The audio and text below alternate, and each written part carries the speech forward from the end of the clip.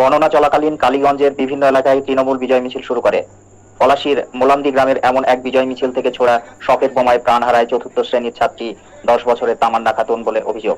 প্রতিবাদে বিক্ষোভ মিছিল ও পুলিশ ফাঁড়ি ঘেরাও ডিওয়াইএফআই এর।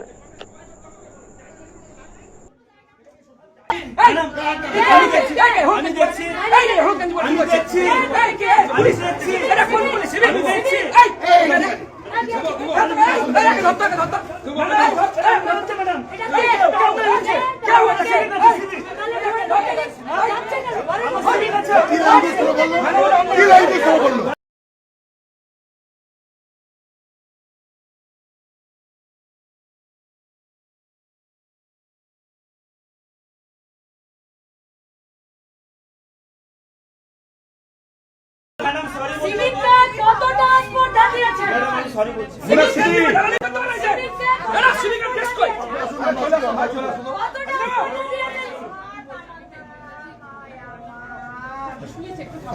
একটা জিনিস হয়ে গেছে ছেড়ে দি এটা মেরে দিন শুনো